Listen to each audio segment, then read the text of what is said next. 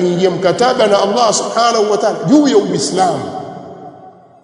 Kwa hiyo tujifunze Uislamu wetu ndio tutaweza kuulinda Uislamu, lakini pia tuwe na bidii ya kuufunza na kuufikisha Uislamu kwa wengine,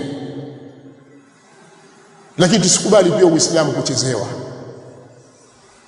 Tuangalie taratibu na njia za kufanya kitu, tusikubali dini yetu kuchezewa. Lakini pia kumuomba sana Allah subhanahu wa ta'ala atupe nguvu na atupe salama, atukinge na shari za maadui, sisi pamoja na watawala wetu. Leo imekuwa ni jambo la kawaida katika nchi zetu, akishaingia mtawala wa Kiislamu katika madaraka, makafiri wanafanya njama nyingi sana za kumkwamisha katika jambo mpaka afuate matakwa yao. Hii ni kawaida kwao. Sasa hawa watakiwa sisi tuwatambue katika hili na tuwahami watawala wetu katika hili kwa kuombea dua njema.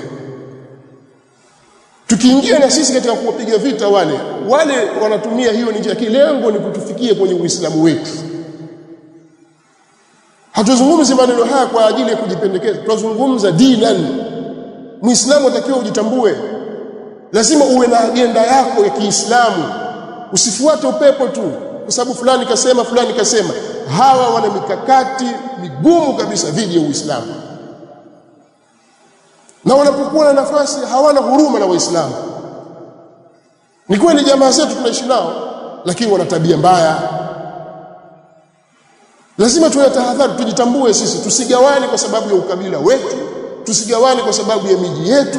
Kadhia ya Uislamu inapokuja iwe ni Waislamu wote.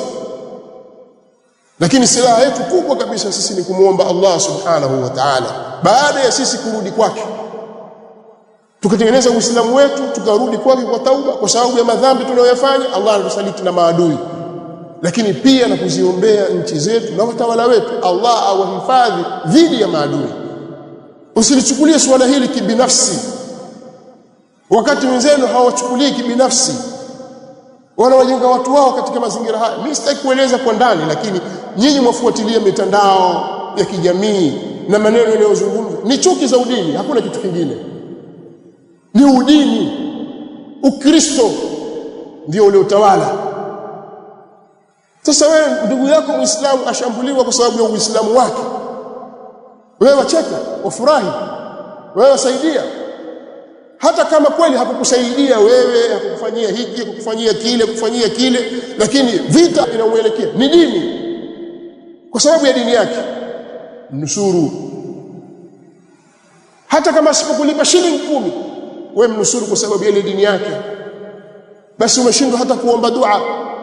Wao wanaweza kuwafikiana katika kuupiga Uislamu vita na Waislamu kwa ujumla, alafu wakawafanya na nyinyi pia mshabikia katika jambo hilo. Wanaweza kufanya hivyo. Nchi ngapi za Kiislamu wamezitia moto kwa dhulma na uadui? Gaza imepigwa, ikashambuliwa, ikavunjwa yote. Waislamu wangapi wamechukulia kwamba lile ni jukumu lao kwenye Gaza?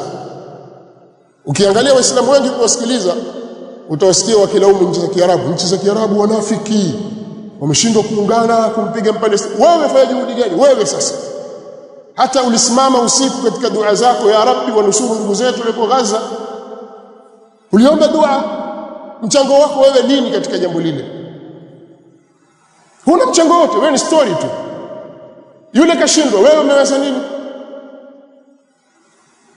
Kwa hiyo tunakwepa yale majukumu na masuhulia tunayofanya sisi, hatumo kwenye mambo yanayotuhusu sisi kwa sababu ya ubinafsi wetu.